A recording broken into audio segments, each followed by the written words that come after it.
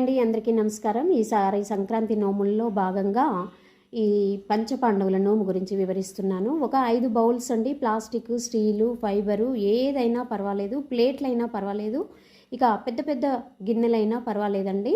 ఒక 5 బౌల్స్, ఒకే రకంగా ఉండేటువంటి 5 బౌల్స్ తీసుకొని పప్పులు పోసుకోవాలండి. ఒక దాంట్లో కందిపప్పు, ఒక దాంట్లో పెసళ్ళు, ఒక దాంట్లో శనగపప్పు, ఒక దాంట్లో పెసరపప్పు, ఒక దాంట్లో మినప్పప్పు, లేదా ఒక దాంట్లో ఎర్రపప్పు, ఇట్లా ఏదైనా సరే ఒక 5 రకాల పప్పులు తీసుకోవాలి. మరి ఇవి తీసుకొని పంచపాండవుల నోము కాబట్టి ఇది అన్నతమ్ముళ్ళకు ఇచ్చుకోవాలండి. ఇలా ఐదు బౌల్స్లో 5 పప్పులు పోసుకొని మన ఇష్టానుసారం, శక్తానుసారం డబ్బులు పెట్టుకోవాలండి. అందులో డబ్బులు పెట్టుకొని ఒక కర్చీపు, రుమాలు, చేతి రుమాలు, లేదా మన వీలుని కొద్దీ బట్టలైనా కూడా పెట్టుకోవచ్చు.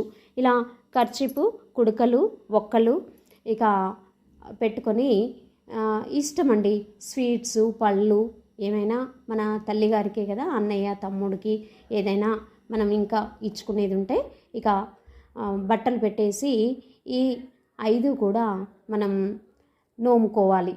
దేవుడి గదిలో నోముకుంటాము, లేదా ఇక అక్కడ కాకుండా పక్కన నోముకున్నప్పుడు ఒక దేవుడి ఫోటో మనం పెట్టేసుకొని దేవుడి ముందు ఈ నోము నోముకొని, మరి వీటి ముందు ఒక గౌరీ దేవిని చేసుకొని మనం నోముకోవాలండి. నోముకొని ఈ 5లో ఏదైనా ఒకటి మన దగ్గర ఉంచుకొని మిగతా 4 అన్నకు లేదా తమ్ముడికి ఇచ్చుకోవాలి.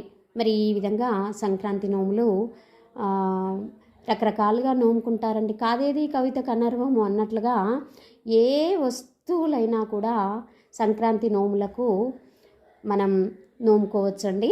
మరి ఈ విధంగా పంచపాండవుల నోము నోముకోవాలి. ఇలా ఇంకా నోముల గురించి వివరాలకు మీకు ఎలాంటి డౌట్ ఉన్నా కూడా తెలుగు బోధనా ఛానల్కి సబ్స్క్రైబ్ చేయండి. ఇక కామెంట్ సెక్షన్లో తెలియచేయండి, మీకు డౌట్ క్లియర్ చేస్తాను. మీరు నోముకున్నటువంటి నోముల వీడియోలు, ఫోటోలు ఉన్నా కూడా ఈ స్క్రీన్ మీద మీకు నెంబర్ ఇస్తాను, ఆ నెంబర్కి పంపిస్తే మీకు అప్లోడ్ చేసి చూపిస్తానండి. Please like, share, subscribe. Thank you.